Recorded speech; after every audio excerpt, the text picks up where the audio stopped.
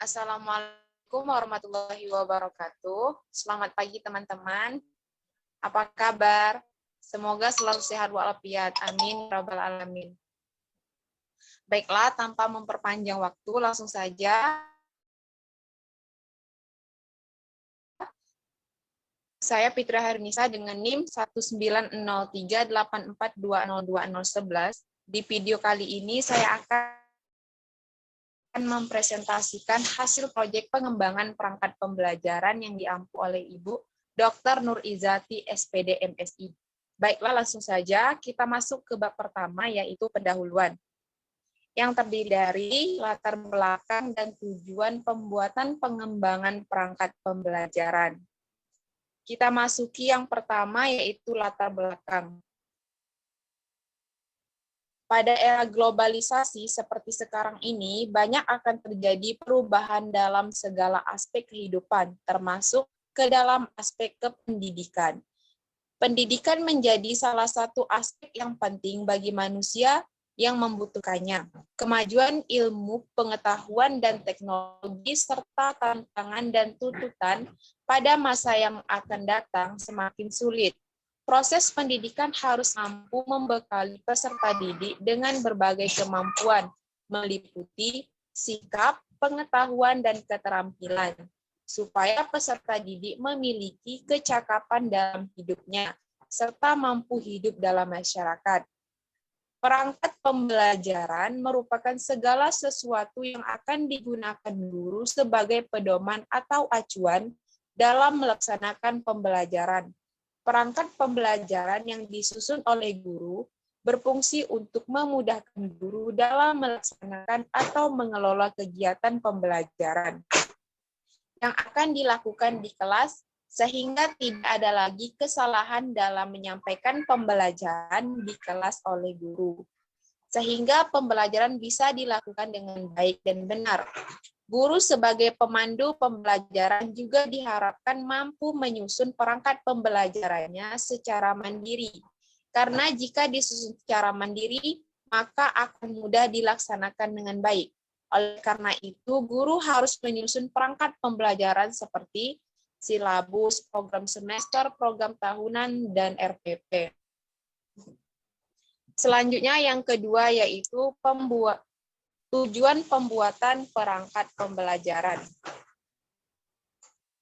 Nah, tujuan dari pembuatan perangkat pembelajaran adalah untuk mengetahui yang pertama yaitu bagaimana proses dalam pembuatan silabus dan komponen yang terdapat di dalamnya yang akan dibuat.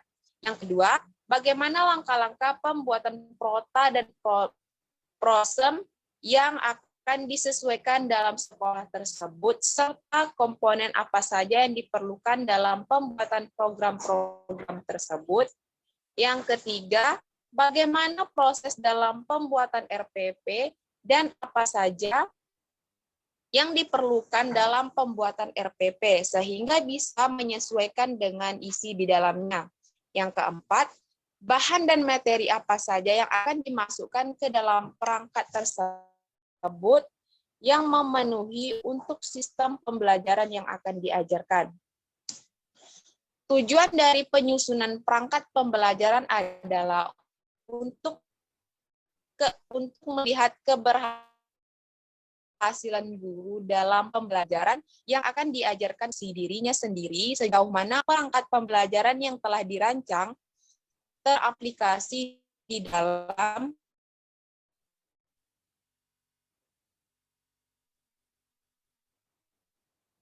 kelas yang diajarkannya. Kegiatan evaluasi bisa dimulai dengan membandingkan dan dari berbagai aktivitas di kelas, strategi, metode, atau bahkan langkah-langkah pembelajaran dengan data yang ada di perangkat pembelajaran.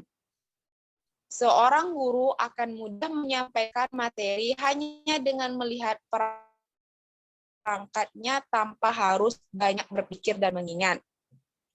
Selanjutnya kita masuk ke bab 2, yaitu perencanaan perangkat pembelajaran yang terdiri dari yang pertama pengertian perangkat pembelajaran, yang kedua macam-macam perangkat pembelajaran, Yang ketiga, schedule atau jadwal pelaksanaan proyek. Yang keempat, progres pengembangan perangkat pembelajaran. Kita masuk ke pengertian perangkat pembelajaran. Menurut KBBI 2007 halaman 17, perangkat pembelajaran adalah alat atau perlengkapan, sedangkan pembelajaran adalah proses atau cara menjadikan orang belajar. Menurut Nazarudin 2007 halaman 113, perangkat pembelajaran adalah persiapan yang disusun oleh guru agar pelaksanaan dan evaluasi pembelajaran dapat dilakukan secara sistematis dan memperoleh hasil yang diharapkan. Selanjutnya kita ke macam-macam perangkat pembelajaran. Yang pertama yaitu silabus. Silabus adalah rencana pembelajaran pada suatu kelompok mata pelajaran dengan tema tertentu yang mencakup standar kompetensi, kompetensi dasar, materi pembelajaran, indikator, penilaian alokasi waktu, sumber belajar yang dikembangkan oleh setiap satuan pendidikan. Silabus bisa dikembangkan sendiri sesuai kearifan lokal daerah masing-masing. Yang kedua, program tahunan. Program tahunan adalah suatu program yang memuat rancangan atau program yang direncanakan untuk pembelajaran. Selanjutnya, program semester. Program semester adalah suatu program dibuat dengan mencocokkannya pada kalender pendidikan. Hal tersebut dilakukan agar sesuai dengan kalender kapan harus mengajar dan kapan harus libur. Selanjutnya, rencana pelaksanaan pembelajaran (RPP) adalah rencana yang menggambarkan prosedur dan pengorganisasian pembelajaran untuk mencapai satu kompetensi dasar yang ditetapkan di dalam silabus. Standar isi yang telah diajarkan di dalam silabus. Selanjutnya yaitu schedule atau jadwal pelaksanaan proyek yang tertera pada slide yang dilaksanakan selama 10 minggu dari minggu ke-2 September 2021 sampai dengan selesai. Nah, saya langsung saja ke progres pengembangan perangkat pembelajaran. Di sini saya mulai membuat pengembangan perangkat pembelajaran itu di minggu pertama hari Rabu 8 September 2021. Di minggu ini saya mencari sumber dan referensi dari berbagai buku atau internet, guru sekolah dan media mengenai pembuatan silabus, program tahunan, program semester, dan RPP yang baik sehingga bisa dikembangkan dan dijadikan perangkat pembelajaran yang menjadi acuan guru dalam melangsungkan pembelajaran.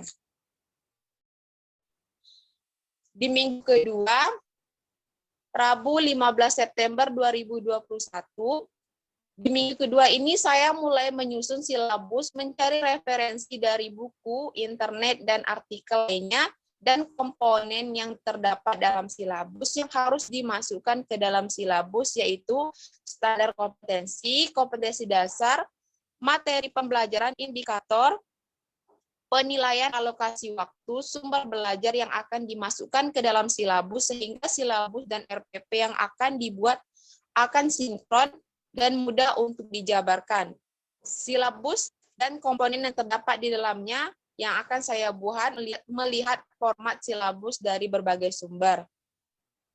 Selanjutnya, minggu ketiga, Rabu 22 September 2021, di minggu ketiga, silabus saya sudah selesai. Saya susun setelah selesai merancang silabus, saya mulai mengembangkan program tahunan dan program semester, serta apa saja komponen penting yang akan saya masukkan ke dalam program tersebut. Dan saya mencari referensi dan sumber-sumber untuk mengetahui format dan apa saja isi di dalam program tersebut. Minggu keempat, Rabu 29 September 2021, setelah selesai menyelesaikan pembuatan program semester dan program tahunan, saya melanjutkan dengan pembuatan RPP.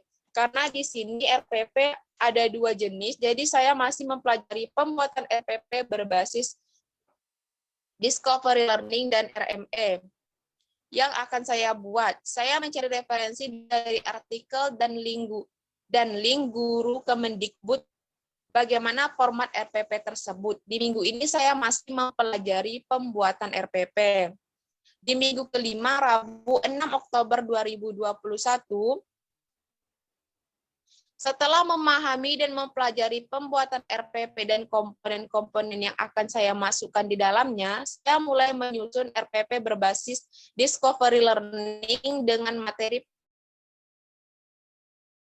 pertidaksamaan linear satu variabel dengan format yang saya dapatkan dan referensi yang saya temui sehingga bagi guru.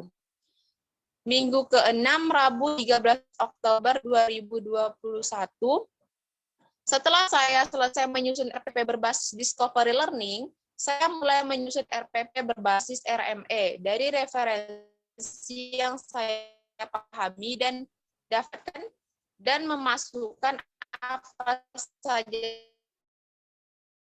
yang berbeda antara RPP dan inti dalam langkah-langkah pembelajaran dan komponen RME. Awalnya saya juga mendapatkan kendala dalam penyusunan RPP RME. Tetapi setelah saya bertanya dan direspon oleh teman sejawat dan ditambahkan oleh guru pembimbing, saya mulai bisa menyusun RPP RME tersebut sehingga bisa menjadi acuan bagi guru dalam melaksanakan pembelajaran. Selanjutnya, minggu ke-7, Rabu 20 Oktober 2021, setelah selesai menyusun 2 RPP tersebut, saya melanjutkan dalam penyusun bahan ajar. Di sini saya membuat bahan ajar yaitu e-modul dengan mencari dari berbagai sumber. Saya mengumpulkan materi yang akan dijadikan e-modul di minggu ini. Saya masih dalam pengumpulan bahan ajar karena akan saya saring dulu.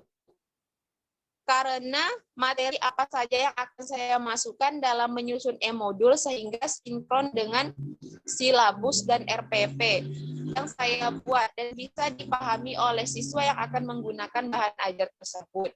Selanjutnya minggu ke-8, Rabu 27 Oktober 2021, di minggu ini saya masih dalam pembuatan bahan ajar yaitu berupa e-modul, submateri semester ganjil, dan untuk e-modul semester genap. Saya merancangnya dan juga saya menyempatkan untuk merevisi produk yang mungkin terdapat kesalahan saat saya bertanya ke teman sejawat atau sumber relevan yang saya dapatkan. Selanjutnya, minggu ke-9, Rabu 3 November 2021, di minggu ini e-modul submateri semester genap dan ganjil sudah saya selesaikan. Selanjutnya, saya merevisi produk yang akan saya antar jika terdapat kekurangan dan kesalahan. Selanjutnya, saya akan mulai menyusun laporan akhir dan proyek yang akan saya kerjakan, yaitu mengembangkan perangkat pembelajaran. Selanjutnya, minggu terakhir, yaitu minggu ke-10, Rabu 10 November 2021, minggu terakhir proyek laporan akhir saya sudah selesai dengan produk-produk yang saya kembangkan antara lain silabus, program tahunan, alokasi waktu, program semester, RPP, dan bahan ajar berbasis e-modul yang saya cantumkan di sumber belajar di RPP. Nah, selanjutnya kita masuk ke bab 3 yaitu hasil proyek. Di sini saya tidak mencantumkan hasil proyek, hanya saja saya menuliskan hasil proyek yang telah saya buat. Yang pertama yaitu silabus SMP kelas 7, yang kedua program tahunan semester genap dan ganjil SMP kelas 7, yang ketiga alokasi waktu semester genap dan ganjil SMP kelas 7, yang keempat program semester genap dan ganjil SMP kelas 7, yang kelima, RPP berbasis RME, satu pertemuan materi penyajian data SMP kelas 7. Yang keenam, RPP berbasis Discovery Learning, satu pertemuan materi pertidaksamaan linear satu variabel SMP kelas 7. Yang ketujuh, bahan ajar berbasis e-modul SMP kelas 7. Linknya sudah saya taruh di slide. Selanjutnya, kita masuk ke bab yang keempat, yaitu kesimpulan dan saran. Kesimpulan saya, dalam kesempatan membuat produk perangkat pembelajaran sangat berguna bagi mahasiswa pendidikan yang pada akhirnya akan menjadi calon guru untuk bekal ketika ia memasuki dunia pendidikan. Dengan adanya tugas proyek ini, mahasiswa mampu memahami apa yang harus dilakukan ketika menjadi seorang guru dalam melaksanakan pembelajaran di dalam kelas, dan apa saja yang harus menjadi pegangan saat melaksanakan pembelajaran. Guru bertugas mengantarkan siswa untuk meningkatkan potensi dan kreativitas dalam melaksanakan pembelajaran di dalam kelas, sehingga membuat perangkat pembelajaran dan juga mengetahui fungsi dari perencanaan dan dari perencanaan produk yang telah dibuat adalah hal penting yang harus dimiliki oleh seorang guru. Selanjutnya, saran. Guru merupakan penanggung jawab atas keberhasilan suatu pembelajaran di dalam kelas. Maka dari itu, guru harus pandai merancang pembelajaran agar kelas lebih efektif dan efisien. Guru diharapkan dapat memperhatikan mulai dari hal kecil sampai seperti pembuatan perangkat pembelajaran. Maka dari itu, guru harus memahami dan mengikuti perkembangan zaman dan menciptakan suasana yang nyaman di kelas. Ketika pembuatan perangkat pembelajaran, guru sudah harus mengetahui fungsi dan kegunaan perangkat tersebut, sehingga pada saat penggunaan tidak ada lagi kesalahan yang terjadi saat pembelajaran berlangsung di dalam kelas. Selanjutnya, yaitu daftar pustaka yang sudah tertera pada slide. Melainkan dari sumber-sumber internet, saya juga mendapat referensi dari guru SMP Negeri 2 Moro, yaitu Ibu Ayu Ramadhani, sebagai pemberi sumber-sumber bagaimana pembuatan dan contoh perangkat pembelajaran. Baiklah, itu saja video presentasi saya pada hari ini. Terkurang dan terlebih saya mohon maaf. Saya akhiri dengan wassalamualaikum warahmatullahi wabarakatuh. Terima kasih.